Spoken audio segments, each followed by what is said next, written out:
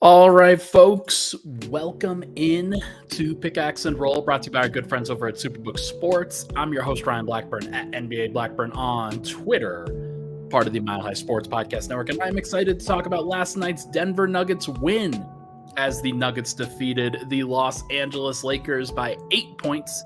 Final score 114 to 106. Really, really impressive game from Denver. Really, really impressive performance pretty much all around in what I would call a tough circumstance for sure, where, hey, the Nuggets are going into LA on Mamba Night, on the night honoring Kobe Bryant, and they find a way to come out with a win.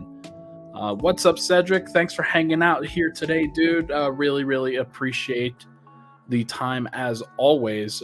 We will absolutely talk about Michael Porter's three. We will talk about Jamal Murray's threes and just the way that he's played.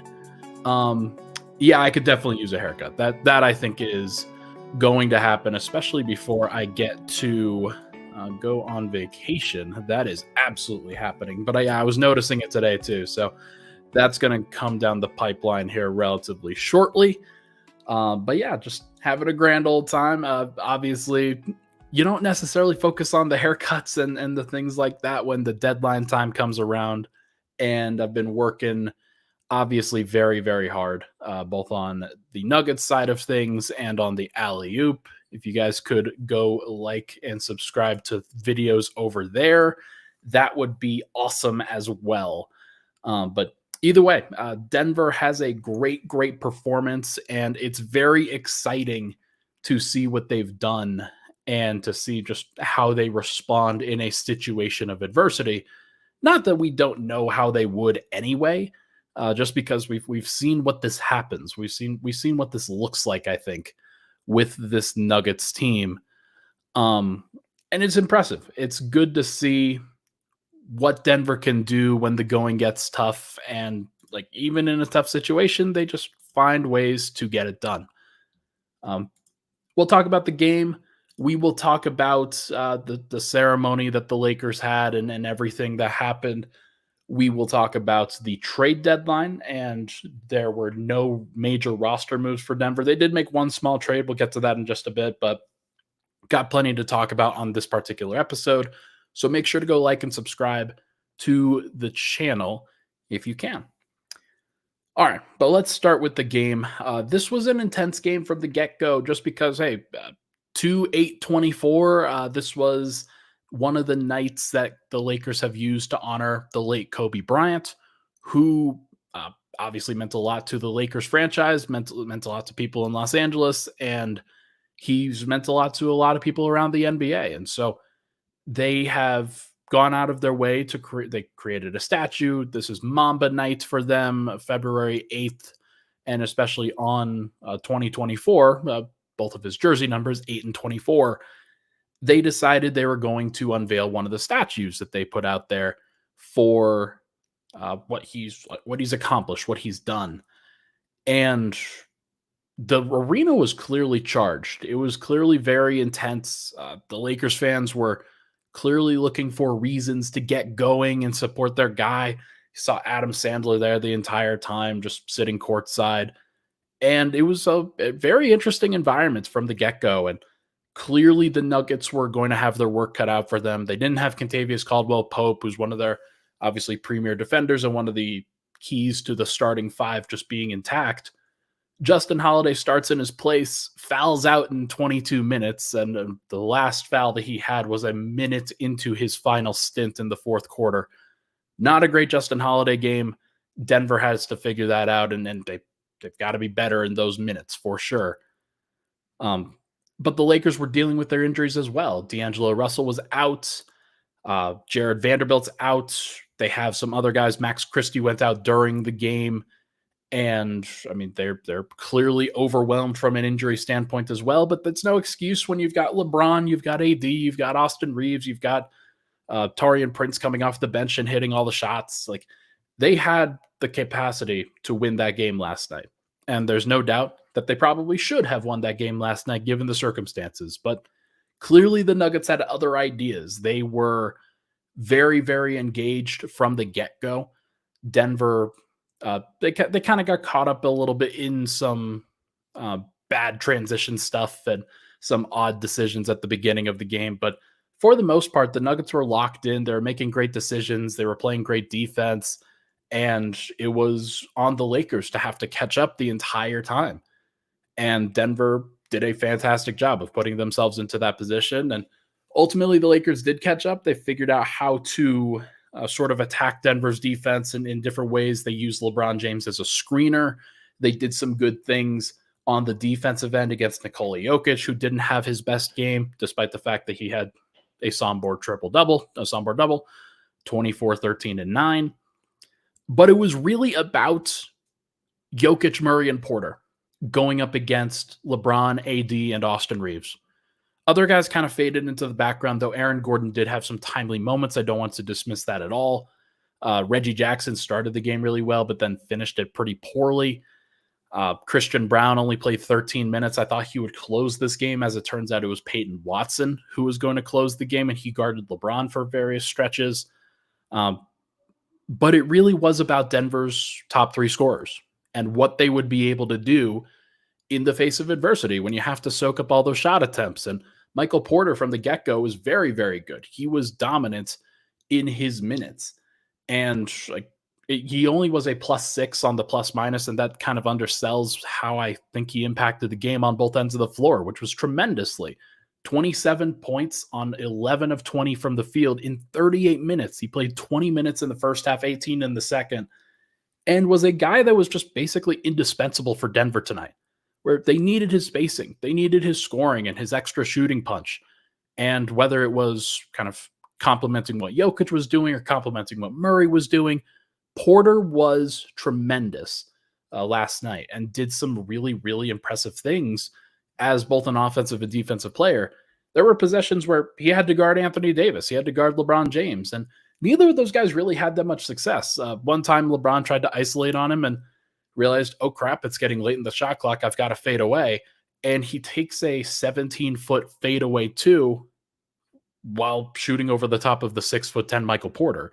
And teams just aren't attacking Porter in the same way. And especially for this team, for whatever reason, the Lakers just do not have a defensive advantage when they attack MPJ. I don't understand it. They should. Austin Reeves doesn't do a great job against them. And neither does LeBron or AD, which is very, very interesting. But you have Jokic, who kind of struggled throughout this one, and it certainly wasn't his best game. I'm going to call this the Mendoza line for Nikola Jokic when going up against the Lakers. My hypothesis is that all he has to do is outplay Anthony Davis, and the Nuggets are pretty much guaranteed to win. All he's got to do. And Anthony Davis gave him a run for his money. 38 minutes for AD, 14 of 27 from the field, but he only took 6 free throw attempts, and Denver did a really, really nice job of defending without fouling. And that was a really, really, it was a nice defensive performance from Jokic, who actually blocked AD multiple times at the rim. One of the times was kind of a sunning at the rim, which was very, very impressive. Just basically blocked him right over the top. And it was a very, very nice moment for him. But it was still Jokic was still disrupted. It wasn't a perfect night. It wasn't one of those games where Jokic was just he had some awesome plays, don't get me wrong, but this was one where he was kind of bothered at times by the defense. And for whatever reason, he was letting the shot clock kind of go all the way down multiple times. And whether it was 5 seconds, 4 seconds, he would then start his move. He would kind of survey the defense, trying to wait until the right time to attack. And the right time to attack just never came a lot of the time. And he got blocked by Taurean Prince at the end of the third quarter. He got blocked on one of his signature moves where he kind of just spins baseline and tries to shoot the floater up onto the glass, and AD blocked him from behind. The Lakers were doing a great job against him. And actually, Jokic was kind of selling in the first quarter too. Not necessarily his best performance, but he still finds ways to be impactful. And I still think that even with 32 points on 27 shots for AD had 3 steals and 4 blocks. I still don't know if he outplayed Jokic. who had 24 points, 13 rebounds, 9 assists, 3 blocks himself, and was a plus 10. Did have 6 turnovers. So it's flirting right with that line in terms of the actual impact on the game. But I think that I'd probably give AD the win on this one, but not necessarily by a lot. And so you've got Porter, who made some clutch threes in this game, especially down the stretch, had 2 clutch threes from the left side of the floor and did a really, really nice job of just kind of spacing for the Jokic Murray actions. And then you have what Jokic was doing, which he created some open shots for guys. He did some good things on the defensive end, grabbed a bunch of rebounds. All that was great. Denver won the rebounding battle 50-39. But it was Murray who probably made the biggest difference. And Murray was dynamic in this one. 36 minutes for him, 29 points, 11 assists, 7 rebounds, had 2 steals, did have 3 turnovers, but like 11-3 is a pretty good ratio, and did have 25 shots. I don't want to dismiss that, but he took 0 free throw attempts.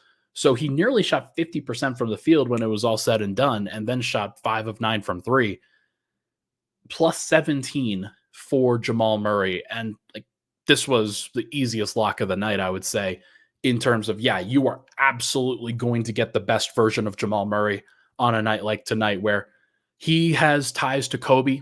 Kobe has spent a lot of time with him, did spend a lot of time with him working on post defense and things like that. That was one of the stories that came out, that Murray, like, he was getting bullied in the 2019 playoffs from a post defensive standpoint, and knew that he needed to get better. So one of the guys that he went to go see was Kobe Bryant. And Kobe helped him learn. He helped him compete. And Murray has become one of the better post-defensive guards in the NBA at this point. So it's been pretty impressive to see the growth there. But more than anything, like, really, really nice to see from Murray's perspective, like, this was a complete game for him. This was one where it wasn't just, hey, he had 14 points and 7 assists at halftime, and then he had 21 and 8. No, he had 29 points and 11 assists and was very, very impactful throughout the game and never let up. He was always putting the pressure down, and he soaked up a lot of shot attempts. There's no doubt about that, and maybe could have balanced it out a little bit more. But ultimately, 11 assists is 11 assists, and I thought that he did a great job of kind of shouldering the playmaking burden for Denver at a lot of times, especially when Jokic was off the floor, where, yeah, it's probably not going to be a bunch of Reggie Jackson. It's probably not going to be a bunch of Christian Brown. Probably not going to be a bunch of Peyton Watson. This was a really nice preview of what Denver's going to do in the playoffs, where, yeah, Murray's just going to play at a different level. He's just going to soak up more shot opportunities and more playmaking opportunities. And between him and Jokic and Porter, this could be what the box score looks like a lot of the time, or at least very close to it, where Porter has 27 on 20 shots. Jokic has 24 on 20 shots. Murray has 29 on 25 shots. Denver did a great job. They found ways to connect together, and it's very, very clear that, like, this is just a different level, and it's not something that the Lakers can compete with at this point. This is just different levels to what they can get to. And would D'Angelo Russell have helped them? Sure.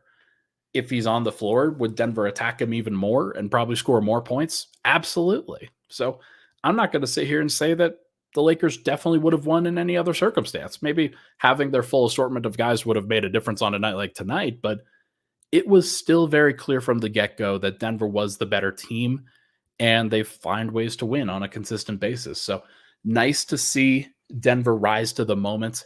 So many fun and interesting plays from last night's game, and they seem to be in a pretty good spot. They're in a really, really good place here. So when we come back, going to talk about a couple more of these fun plays and just what this night means for Denver and just where they kind of stand within the West and all that fun stuff. But first, everybody, this podcast, as you know, it's brought to you by our good friends over at Superbook, who are changing the game, and they're the most trusted sports gambling site with a direct line to Las Vegas. And now you can use the promo code MILEHIGH to score up to $250 with their first bet bonus. Win or lose, Superbook will match your first bet up to $250 with promo code MILEHIGH. All you got to do is download the Superbook Sports app, enter that promo code, and you'll get $250 courtesy of Superbook Sports. Visit superbook.com for terms and conditions. Gambling problem, call 1-800-GAMBLER. We'll be right back on Pickaxe and Roll.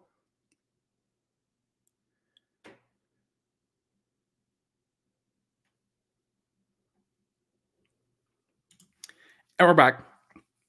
Pickaxe and Roll, Ryan Blackburn here. Thank you so much, everybody, for tuning into the show. Really appreciate all the love and support on the podcast, as always. Seeing some good growth on the alley-oop, which is cool. Just put up a podcast over there for the winners and losers around the NBA with my Boston Celtics guy, Dan Greenberg. So make sure to go check that out. Some good national NBA coverage from a different perspective, I would say. So make sure to go check that out. All right. Some other things that happened. Some of the plays that you see from these guys are absurd. Just marking down a couple of them. The three that Jamal hit over LeBron James at the end or at the beginning of the fourth quarter, where he shot it from about 32 feet. And rather than challenge LeBron, rather than try to get downhill against him late in the shot clock, LeBron is one of the best defenders in late shot clock situations in the NBA because he's such a smart player and understands the clock and understands your kind of goal within a shot clock situation. So he's always going to provide a really great contest and maybe not even allow you to get a shot off. So rather than deal with all that, Murray just collects the ball and shoots it from 30 plus feet, drains it. And that really set the tone, I think, for the beginning of the fourth quarter, where Denver won that by 31-27, but it was a close contest. It was a close thing throughout. And if he had not made that shot, then maybe the Lakers end up winning this game because they develop a little bit of momentum. But I can tell you that having been in that building for the playoffs last year, whenever Murray made a heroic shot like that, the gravity just got pulled out of the building. It was completely dead every time he'd do something crazy. And same thing with Jokic's shots too. I don't want to dispel from that. But it's just so clear that Denver's got these guys that will rise up in these moments and make the heroic shots in these situations. It's just always going to happen. And they have the capacity for it. They have the mental wherewithal to do it. And not everybody does. And this is just going to be one of those things, I think, where people are going to try to explain why Denver was so good on some nights and so average or meh on some other nights. But this is kind of the example. They just rise to the occasion. And this was an occasion for them being special. Another one, Michael Porter's lob to Aaron Gordon in the first quarter, like underhanded scoop lob that Aaron Gordon throws down and just that was an incredible play. And Porter doesn't get enough credit for being a passer, probably because he doesn't pass as often in passing playmaking situations as he probably should. But he had 2 assists last night, and one of them was awesome. Got the building silent, or there were oohs kind of from that because of how athletic Aaron Gordon was. But that was right over LeBron too. So hey, credit to Porter for not screwing up in that moment. That's a tough pass to make.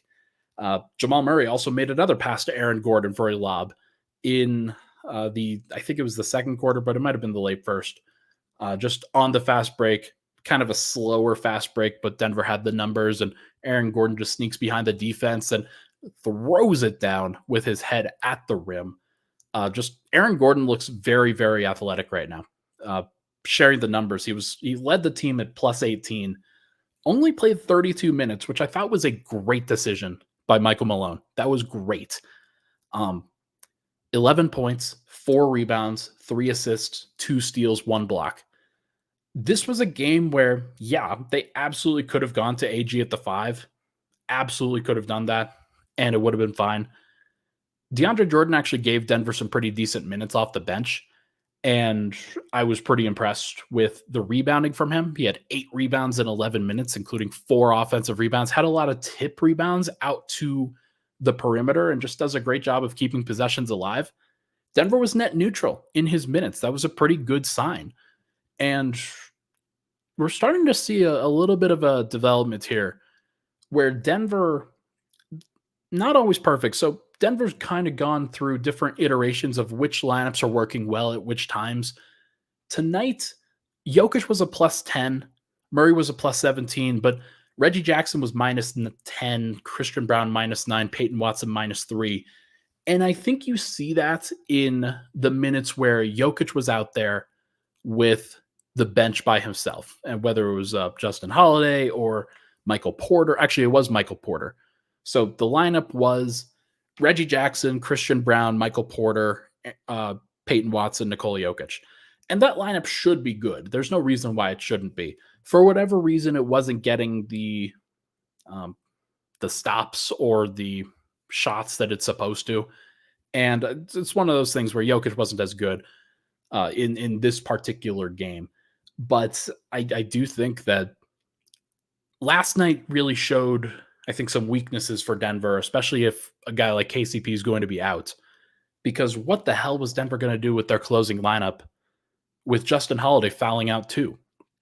Like, Justin Holiday is your great spot starter. He's a great guy who can step in and fill the gaps. He was plus 11 in the 22 minutes he played, but he barely racked up any numbers, wasn't really involved in the offense, wasn't really involved in what Denver was doing, and he collected 6 fouls in 22 minutes. And I didn't know what Denver was going to do from a closing perspective. Reggie Jackson was probably the main candidate, but he started playing so badly in that second half and in that fourth quarter especially that it was a problem. Like, he collected 1 defensive rebound when he was on like all of the other big guys, and like Jackson Hayes collected offensive rebounds over the top of Reggie Jackson like they were water. And it was one of those things where Denver just clearly needed more size. They needed more size out there, and they needed at least a wing. And it wasn't Christian Brown. Christian Brown only played 13 minutes. It wasn't really like he had 3 shots, went 1 of 1 from 3. It was a great 3. It was right in front of the Nuggets. It was a good play from him. And he also had a block, and I thought he had some good moments, but clearly Michael Malone saw something a little bit differently and went with Peyton Watson to close instead. And Denver basically closed with a jumbo-sized lineup, and I think what could be a preview of what their other lineups are, where you've got Murray, you get Peyton Watson basically at the 2, although I always put Michael Porter at the 2 when Peyton Watson's out there, because I just think of Michael Porter playing up a position on the offensive end. You've got Murray, Watson, Porter, Gordon, Jokic. And there are a lot of people, including my guy Swipa, who think that could be a preview of Denver's starting lineup going forward. KCP's got a player option next year. I think that Denver's obviously going to try to retain him, but there is a strong possibility that he gets a great offer from some other team and Denver just can't afford to bring him back. And if that's the case, then the Nuggets are in trouble, because they're going to have to figure out how they play when it's not a traditional 3-and-D guy out there. Now, they could just like bring back somebody like a Justin Holiday, but KCP is going to command a lot of money, and it would not surprise me if he got over $20 million a year. And if that's the case, Denver's going to have to, they're going to get squeezed. The second apron is going to be like, they're going to blow right past it with just where they are, and it's going to restrict a lot of what they can do. So they've got to be very smart about how they retain it. But okay, that's a conversation for another day. Either way, Peyton Watson was fine. He was okay. I'm not going to sit here and say he was fantastic, because he wasn't. 5 points, 2 of 6 from the field, 1 of 3 from 3, 4 rebounds, 2 assists. Did have some good defensive possessions against LeBron and AD. Wasn't necessarily super impactful, but he could switch onto a lot of other guys and be impactful in those minutes. So it's at least something that Denver can go to from a defensive perspective and say, yeah, this is going to be a good defensive lineup for our team. And Denver, they always shut it down in the clutch moments. It's very difficult for a team like the Lakers to keep pace with a team like the Nuggets when they have size and athleticism and smarts in that regard. But you're also replacing KCP, who's one of Denver's best clutch defenders, who's one of their main on-ball defenders. Now you get Peyton Watson out there, and that's a really, really nice option for sure. But it's going to be one of those things where Denver's got to figure that out. And then if a guy like KCP is not going to be out there, then maybe Peyton Watson's their answer in the closing unit. And it's not Christian Brown like I thought it would be. Maybe it's not Reggie Jackson. Maybe it's Denver just going defense and trusting that Jokic, Murray, and Porter can get it done. And clearly they did. Clearly that wasn't something that was really a problem. But I'm monitoring it for obvious reasons, because I am of the opinion, and we'll get to this more in the third segment when I talk about trade deadline stuff. I'm of the opinion that Denver's margin for error is smaller because of what Denver did at the trade deadline or didn't do. And you see it on nights like tonight where, yeah, KCP's out, Justin Holiday's sidelined with 6 fouls, Reggie Jackson has a bad night, Christian Brown only plays 13 minutes, and you're like, who do we go to at this point? It better be Peyton Watson in that case, because there is a lot to at least consider from that perspective and the options that Denver can have. So I'm curious. I don't know what it's going to look like, but it was nice to see Peyton step up. He had a dunk in the half court as Jokic created something from the elbow, basically from the free throw line. And then he had a run out on the next possession where Murray fires the ball up the court to him and gets him out there. Should have been a dunk. Peyton kind of cocks it behind his head instead of just trying to get it up on the rim. And Jackson Hayes makes a great play to block the shot, just coming from out of nowhere. And Denver then gives up a transition 3 on the other end because they weren't matched up properly. And that just can't happen. Like, Peyton's got to understand what that situation looks like. He's got to know that somebody's behind him. And I'm sure he was amped last night playing in LA, playing on Kobe night.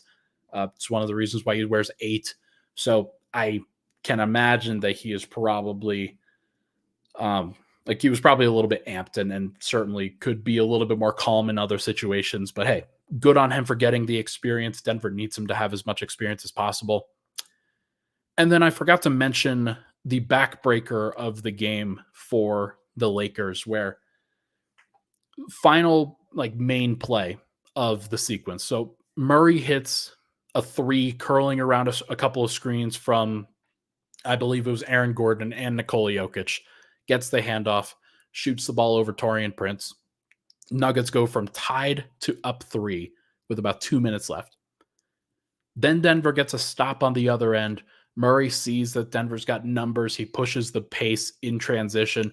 Denver's got a 3-on-2.5 kind of fast break. And nobody ever stops the ball for the Lakers. So Murray kind of gets to a spot about 10 feet away from the basket and then pulls up for a nice little floater that he makes. And Denver's up 5 with about a minute and a half left to go.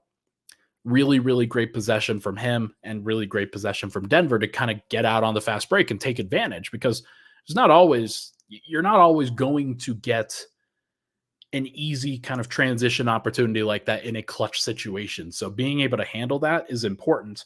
Now, there is some risk and reward to that, because, oh my gosh, if you miss it and then you're only up 3 at that point, and then they get the defensive rebound, and then they've got numbers going back the other end. So that's one of those things where Murray's got to be able to make it, and he did. Denver gets another stop, and then they come back down on the other end. Jokic gets the ball on the left elbow, and you could see Austin Reeves just itching to try to get the steal. Teams have gotten that steal on Jokic while his back is turned. They've gotten it before. Denver hasn't always done a great job of protecting Jokic in those situations where he has a back to a defender. And Austin Reeves goes for it. Austin Reeves tries to get the ball. Austin Reeves thinks that he's got the ball. And then Jokic at the very, very last second uses telepathy or whatever to sense that Austin Reeves is going to go for that steal, moves the ball away from his hand just as it is getting there, and fires a pass to a wide open Michael Porter, who hits the clutch 3. This was an incredible play. And seeing the different replays and seeing the slow-mos of exactly when Jokic started to move the ball away from an encroaching Austin Reeves was really, really incredible. And it's one of those ones where you can't really explain it. You can't really say, "Oh yeah, Jokic definitely knew he was there," because I don't think he did. I think that he sensed that he might be there, and then he moved the ball, and like it was clear that then he was there, and Jokic rightly threw the pass to the open vacated space, and Porter was wide open, hits a clutch three, and Denver goes up 8 for the rest of the game. And boy, was that like, that was one of those ones that you're going to remember for a while because like Jokic just does these crazy things and they look so simple at times, but they are crazy. And that was a crazy play. So the fact that all three of those guys, Jokic, Murray, and Porter, got in on the action to close this game and really impacted it was a big deal. I think it was a really, really big deal. And it's nice to see Denver make it happen. So good stuff from the Nuggets, good stuff on Mamba Night. Tough scene for the Lakers as they probably should have scheduled this game against Detroit or Houston or some other team that they could definitely beat in their building. San Antonio, Dallas, but although Dallas would have probably given them buckets too. Yeah, just a really tough scene for the Lakers who, like, this should have been all about Kobe. It should have all been about celebrating a former player. And that just didn't come to pass. So, look, Nuggets fans and the Nuggets are going to be taking that one to very fun places. They are very excited about this one. That was a great, great win. Denver's now 36-16. When we come back, I'm going to chat about the trade deadline and just final thoughts there, and then we'll preview tonight's game against the Sacramento Kings. We'll be right back. But first, this podcast is brought to you by Scott DeHuff. Hey, what's up? It's DeHuff. I love to have fun. So tune into my podcast, DeHuff Uncensored. I give unfiltered takes on Denver sports, crazy news from around the world. Plus, you never know which one of my characters is going to swing by. Well, I hope one of them's your mother. Oh, Connery, Mama is always here for you. What in the blue heck is going on here? So subscribe and get ready to laugh to DeHuff Uncensored anywhere you find podcasts. Follow me on social media at DeHuff Podcast. All right, we're back. Final segment. Thank you so much for tuning into the show. Really appreciate all the love and support as always. Thank you so much for being a part of things today. Let's wrap up with a nice discussion about the trade deadline and just kind of what Denver was going through and different things that were happening. So Denver didn't really seriously try to do anything. That was, I think, the thing that was probably the biggest disconnect for me and what they were actually planning on doing. I think the Nuggets just think that they have enough. They think that they know who they are. And even if they're unsure about some of the bench issues that could potentially sort of pop up here, I think that they felt pretty comfortable knowing that even if they lose, even if they're not like perfect, even if they don't get a championship or anything like that, they are still developing guys like Peyton Watson, Christian Brown, maybe even Julian Strawther in a big, big way to the point where they are going to be super helpful down the line. And one of the things I was talking about in this last segment was the second apron for the luxury tax that is coming through, like the super tax, is really tough for Denver. That is going to be a really, really stressful one. Not just from like a financial standpoint or anything, but from a team building standpoint where Denver's got so many different restrictions. If they make some moves right now to kind of bring in some bigger contract names, to bring in some guys that maybe they re-sign at a larger number in free agency, things like that, Denver's going to be up a creek if they continue to make themselves more expensive, because if things don't end up working, if things don't end up like the plan isn't perfect with those things, Denver just won't be able to get out from under it. That the trades that they'll be able to make, the moves that they'll be able to make are going to be really, really tough. And so many situations that they face, like at this trade deadline, are going to pop up over and over and over again. And I think they're trying to avoid that. I think they want to keep and maintain their players from a rookie contract standpoint, making sure. So they've got 5 guys on rookie contracts right now. You've got Peyton Watson, Christian Brown, Julian Strawther, Hunter Tyson, and Jalen Pickett. So 5 guys there. 2 of those guys are going to play in the playoffs. 3 of them are not. And the 3 rookies. But that doesn't mean that they can't in the future.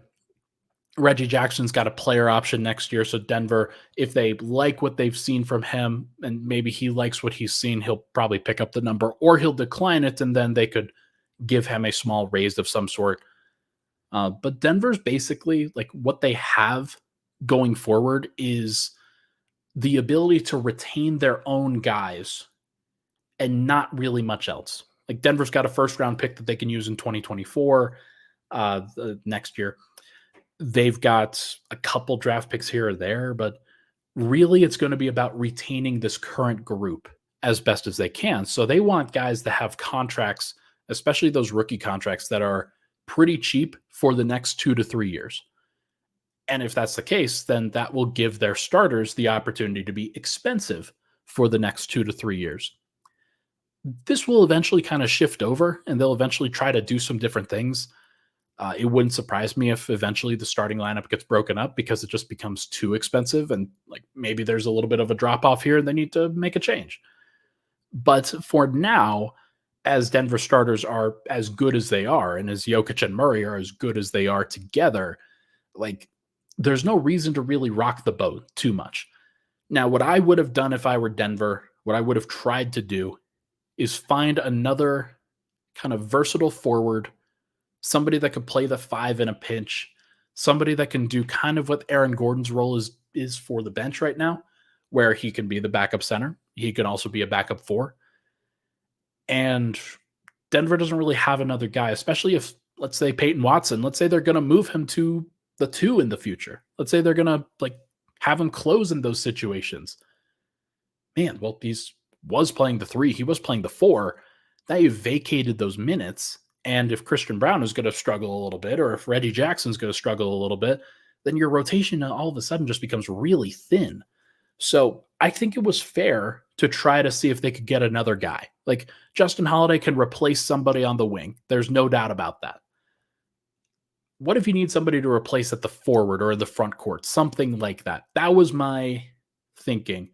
It's very possible that the name just did not present itself and that the player, the value, the actual level of price that the Nuggets were willing to pay, maybe that did not present itself. And that's fine. I understand that. I also understand like one of the ways that Denver could have gone about that is trading a guy like Julian Strawther, who is valuable for Denver, but maybe not at the moment.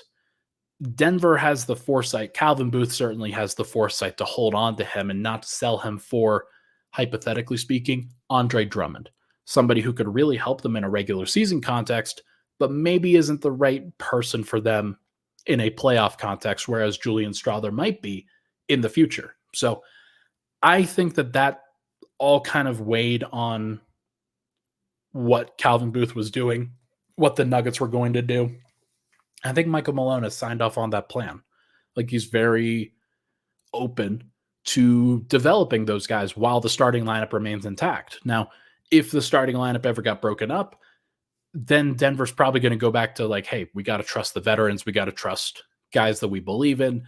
And maybe that would sort of change the perspective there. But for now, I think Michael Malone is very comfortable developing Christian Brown, Peyton Watson, Julian Strawther, and we will see that after the All-Star break as well. I think Denver goes back to a 10-man rotation after the All-Star break, and they decide, hey, we are not going to stagger Jamal Murray, at least for the first 10 games or so. And they're going to try to get Julian Strawther some playing time in a full bench lineup or something close to it, where Reggie Jackson's out there. Then you've got Christian Brown, Peyton Watson, Julian Strawther, and then you've got a backup center, most likely DeAndre Jordan. So that would be my guess of how Denver runs it. But they actually did make one minor move that I guess I should mention. Ismail Kamagate the former 2022 46th overall pick. He was traded, or his draft rights were traded to the Los Angeles Clippers for cash. I don't know what that cash is going to be used for. Maybe Michael Malone can use it for fines in the playoffs when he has to complain about Nikola Jokic getting fouled. But if that's the case, then money well spent at that point, and I think Nuggets fans will be pretty happy about it. So I don't know what that money is going to be spent on. I don't even know how much money it was. It might have been like $25. And if that's the case, that's a small price for Denver to kind of rid themselves of Kamagate, who just clearly wasn't in their plans. So we'll see what that ultimately becomes and if there's anything that it actually turns into. But I would be surprised if Kamagate ever comes over to the NBA. And we'll just kind of have to see how that plays out. But we will see. Final thing here, Denver plays tonight against the Sacramento Kings, and Sacramento's been playing okay. They are not perfect. They are not bad by any stretch of the word. Over the course of the last 10 games or so, Sacramento, they've lost their last two, but they had a day off, and they didn't make any major moves or anything like that. Actually, they acquired Robin Lopez and then are going to waive him. So that was the extent of their moves. Nothing crazy from them, but their last 5 games, lost to Miami, at Miami, one at Indiana, one at Chicago, lost at Cleveland, and then they lost to Detroit on Wednesday at home. So after a long road trip, it's not surprising, and I think Nuggets fans understand long road trips, the first game at home can be pretty weird, but they still lost to the Detroit Pistons. So they gave up over 130 points to Detroit. So Denver's got an opportunity here if they want to really take advantage of that. They're going to play the Sacramento Kings twice in the next 3 games, where they play at Sacramento tonight. Then they go to Milwaukee on Monday, and then they come back on Wednesday and face the Kings at home. So look, Denver's going to play them a couple times. Might as well get at least one win over here. And then if Denver can make that happen, then they will be in a pretty good spot. But look, it's going to be a tough back-to-back. Denver obviously expended a bunch of energy last night, and it would not surprise me if the Kings, trying to sort of make up for the fact that they lost to the freaking Detroit Pistons, they will probably be coming out guns blazing in this game. So I do not have high expectations, and Nuggets fans, I would not be surprised if they dropped one here, and that is okay. Denver doesn't need to win every game on this road trip, but if they do lose this one, then they've got to win in Milwaukee. So can't go 1-2 on the road trip. You got to go at least 2-1. So we will see what happens, but folks, I think that is going to do it for this episode of Pickaxe and Roll. Thank you so much for tuning into the show. Really appreciate all the love and support on the podcast, as always. Really appreciate seeing Cedric, Ben Mack, Fernando, all these folks in here who are constant members of the community. Thank you so much for tuning in, everybody. Hit that like button, hit that subscribe button to the Mile High Sports YouTube channel. We'll talk to you guys very soon.